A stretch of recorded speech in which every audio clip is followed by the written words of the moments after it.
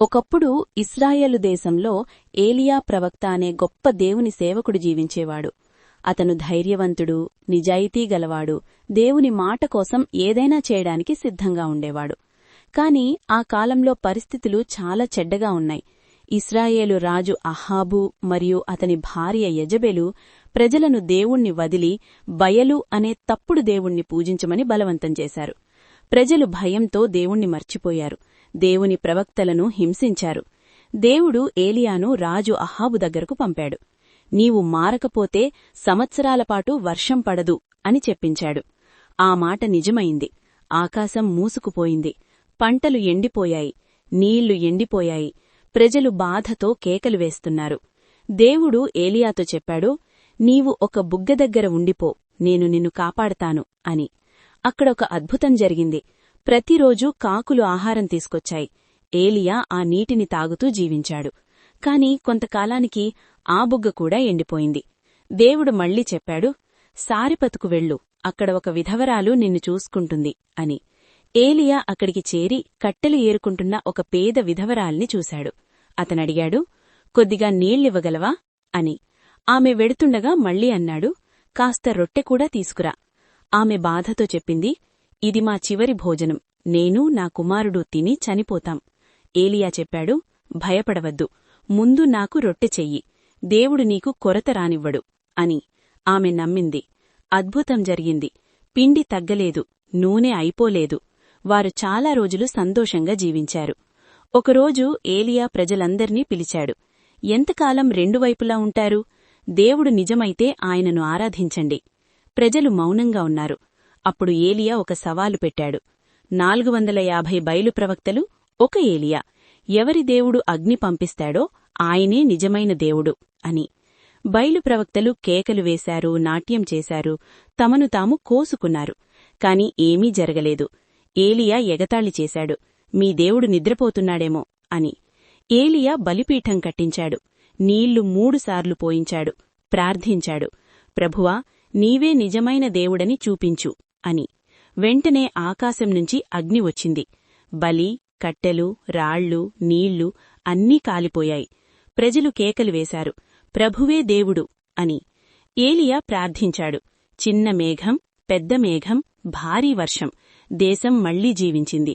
యెజెబెలు కోపంతో చెప్పింది, ఏలియాను చంపుతాను అని. ఏలియా భయపడి పారిపోయాడు. దేవా, నాకు చాలు అని ఏడ్చాడు. దేవదూత వచ్చి రొట్టె ఇచ్చాడు, నీళ్లు ఇచ్చాడు. ఆ బలంతో ఏలియా 40 రోజులు నడిచాడు. గుహలో గాలి, భూకంపం, అగ్ని. కాని దేవుడు వాటిలో లేడు. చివరకు మృదువైన స్వర. దేవుడు నెమ్మదిగా మాట్లాడాడు, నీవు ఒక్కడివీ కాదు, ఇంకా 7,000 మంది నమ్మకంగా ఉన్నారు, మరియు ఒక కొత్త ప్రవక్తగా ఎలీషాను ఎంచుకోమన్నాడు. ఏలియా తన దుప్పటి ఎలీషాపై వేశాడు. ఎలీషా అన్నీ వదిలి వెంట వెళ్లాడు. నాబోతు తన భూమి ఇవ్వలేదు. యెజెబెలు కుట్ర, అబద్ధ సాక్షులు, నాబోతు హత్య, అహాబు భూమి తీసుకున్నాడు. ఏలియా హెచ్చరించాడు, నీ పాపానికి శిక్ష ఉంటుంది అని. అహాబు పశ్చాత్తాపం చెందాడు. దేవుడు కరుణ చూపించాడు. ఏలియా, ఎలీషా కలిసి ప్రయాణం. ఈరోజు ప్రభువు మీ గురువును మీ దగ్గర్నుంచి తీసుకుని వెళ్లబోతున్నాడు. ఆ సంగతి నీకు తెలుసా అన్నారు.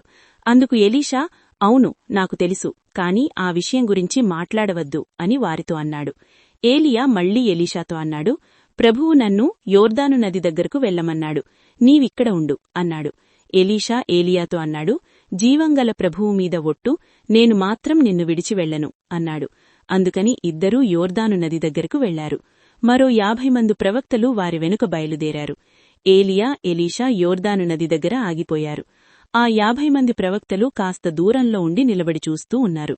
ఏలియా తన దుప్పటిని తీసి దాన్ని మడతపెట్టి యోర్దాను నదిని కొట్టాడు. నది 2 పాయలైంది. అప్పుడు ఏలియా, ఎలీషా ఆరిన నేలమీద అవతల ఒడ్డుకు వెళ్లారు. అక్కడ ఏలియా ఎలీషాతో అన్నాడు, ప్రభువు నన్ను తీసుకుపోయే ముందు నీకు ఏం కావాలో కోరుకో అన్నాడు. అప్పుడు ఎలీషా అన్నాడు, నీలాగే నేను కూడా ఓ గొప్ప ప్రవక్త అయ్యేలా నా మీదికి ప్రభావం రావాలి అని కోరాడు.